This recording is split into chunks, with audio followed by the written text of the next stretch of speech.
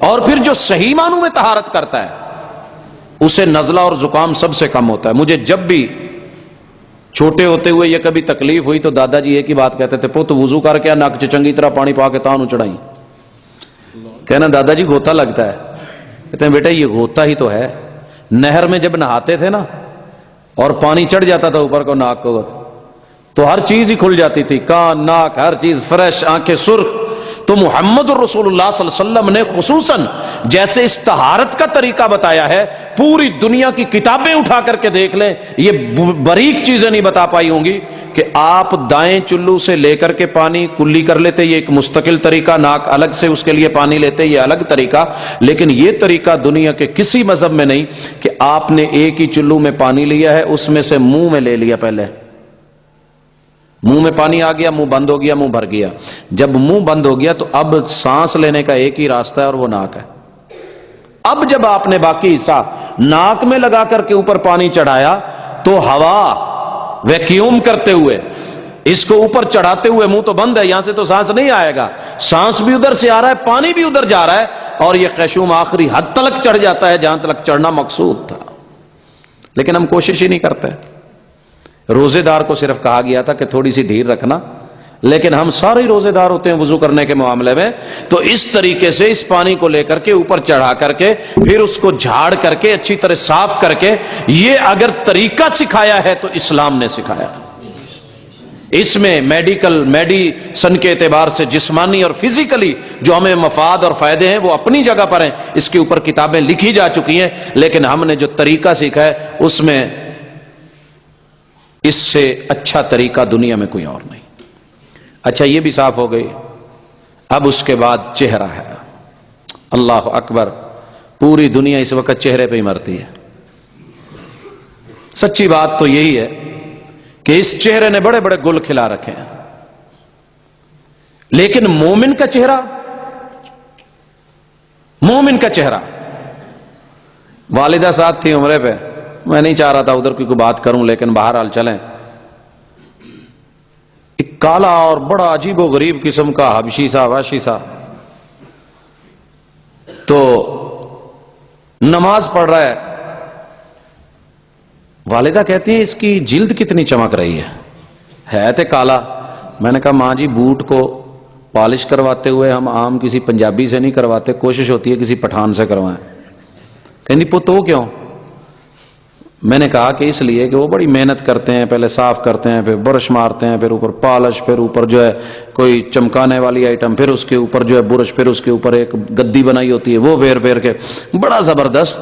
تو یہ بیچارہ جو ہے نا یہ کالا مسلمان ہے, اور یہ دن میں 5 مرتبہ اپنے آپ کو, اپنے چہرے کو دھوتا ہے, اس لیے گلو بھی ہے, چمک بھی ہے. تو مسلمان اپنے چہرے کی طہارت اور پاکیزگی کے لیے اسے جب دن میں 5 بار دھوئے گا تو کیسا رہے گا. راستے میں تھا, عبداللہ بھائی کا فون ہے, میں ایک ہاسپٹل کے اندر تھا, باہر نکلا تو 2 ریڑیاں کنوں کی لگی ہوئی تھی. ایک دے رہا تھا 200 روپے درجن اور دوسرا آوازیں لگا رہا تھا 120 روپے لے جاؤ. میں نے اس کو بھی دیکھا, اس کو بھی دیکھا. اس نے کیا کیا, صاف کر کے, دھو کر کے, چمکا کر کے اوپر ریڈ کلر کی لائٹ لگائی ہوئی, اس کا رنگ مزید نکھر رہا ہے. اور دوسرے نے پتہ نہیں جیسے منڈی سے آئے تھے, باغ سے اترے تھے, ویسے کہ ویسے دڑا لگایا ہوا, لے جاؤ 120 روپے.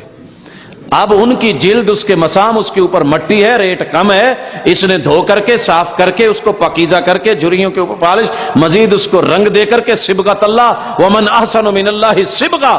جب یہ نکلے گا تو اس کی طہارت, پھر اس چہرے کے اوپر کل قیامت کے دن زیور کی طرح چمکتا ہوا نور نہ ہو تو اور کیا ہوگا. خیر یہ وضو تو آپ کو آتا ہے, آپ کہتے ہوں گے اس نے کیا کیا باتیں شروع کر رکھی ہیں, ہم نے تو کچھ اور سننا تھا. آپ نے جو بھی سننا ہے نا اس کے لیے پہلے وضو ضروری ہے. اس لیے اس کے بعد چہرے کو اچھی طرح دھو کر کے, جہاں سے منبت الشعر ہے لا کر کے, آپ ان پٹیوں کے ساتھ لا کے, میں نے دنیا میں صرف مسلمانوں کی داڑھی نہیں ہوتی, سکھوں کی بھی ہے, یہودیوں کی بھی ہے, عیسائیوں کی بھی ہے, مختلف مذاہب داڑیاں رکھتے ہیں, بلکہ جو لوگ اللہ کو نہیں مانتے داڑیاں, ان کی بھی ہم نے داڑیاں دیکھی ہیں. لیکن ان کی داڑھیوں میں اور ہماری داڑھیوں میں فرق بڑا ہے, اللہ کا شکر ہے. یہ وہ داڑھی ہیں کہ جو گرمی میں اے سی کا کام دیتی ہیں اور سردیوں میں ماشاءاللہ ہیٹر کا کام دیتی ہیں. پوچھئے اس سے جس کی داڑھی ہے کہ جب وہ وضو کر کے اٹھ کے خلال کر کے اٹھتا ہے نا، نکلتا ہے، تو کتنی دیر ہوا گزر کر کے ماشاءاللہ دنیا کی کوئی بھی کسی بھی اچھے سے اچھے ایئر کولر کے اندر اتنی مہنگی آئٹم نہیں لگائی ہوگی وہ جالی جتنی اللہ تعالیٰ نے ایک مومن کو یہاں دے دی ہے. پاکیزگی، طہارت، صفائی، خلال، یہ بھی محمد رسول اللہ صلی اللہ علیہ وسلم نے سکھایا. پھر اپنے بازو کو دھونا. اچھا، وضو کرنے والے کی یہ کونی دیکھیے گا اور جس نے زندگی میں کبھی وضو نہیں کیا اس کی کونیوں کو کبھی چیک کر لینا، آپ کو بڑا فرق نظر آئے گا. دایاں بازو، پھر بایاں، اور پھر خصوصاً سر کا مسا. سر کے مسے پہ میری تو زلفیں خراب ہوتی ہیں، میں تو اس لیے نہیں کرتا. ٹھیک ہے نا؟ کچھ لوگ، آپ کو پتہ ہے کہ کچھ لوگ مسا یوں کرتے ہیں، ایک انگلی بھگوئی یہ مسا ہو گیا. یہ باقاعدہ مسلک ہے، ایک گروہ ہے کرتے ہی ایسے ہیں. میرے ساتھ میں ایران کا ساتھی وضو کر رہا تھا، اس نے پورا سارا وضو کر لیا اور آخر پہ جوتا اتارا، پاؤں کے اوپر یوں کیا مسا. میں نے کہا یہ بیچارہ ارجلکم والا ہے.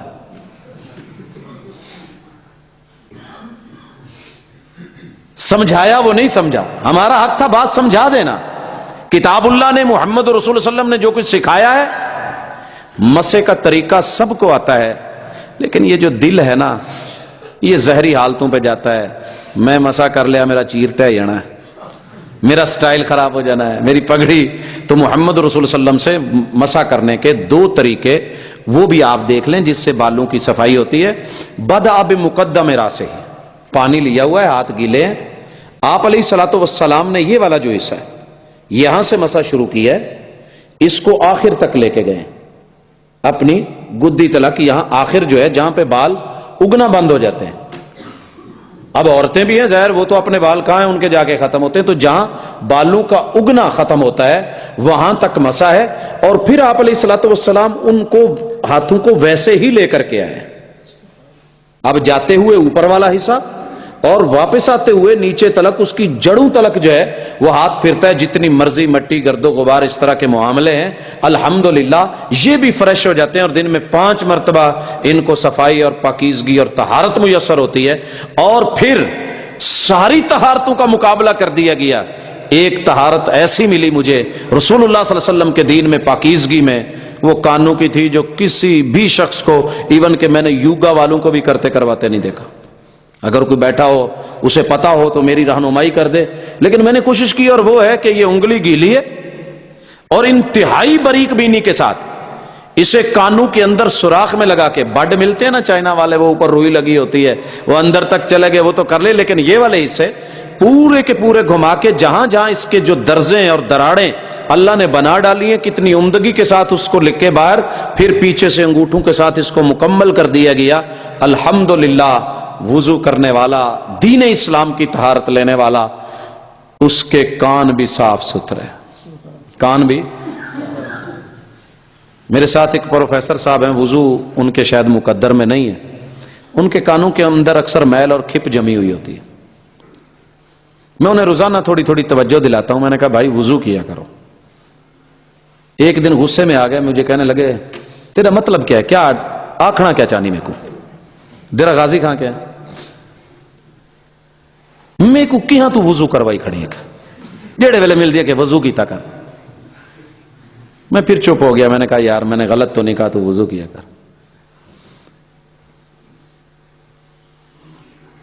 ابھی ان کی شادی کو سال ہوا ہے. جب شادی ہوئی نا تو شادی کے بعد میرے سامنے آ کے ہنسنے لگ گئے.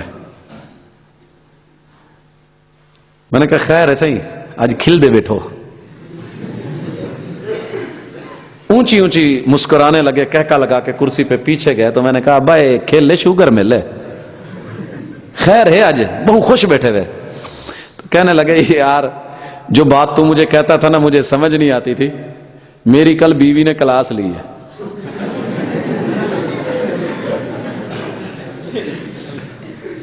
میں نے کہا کیا کہا ہے؟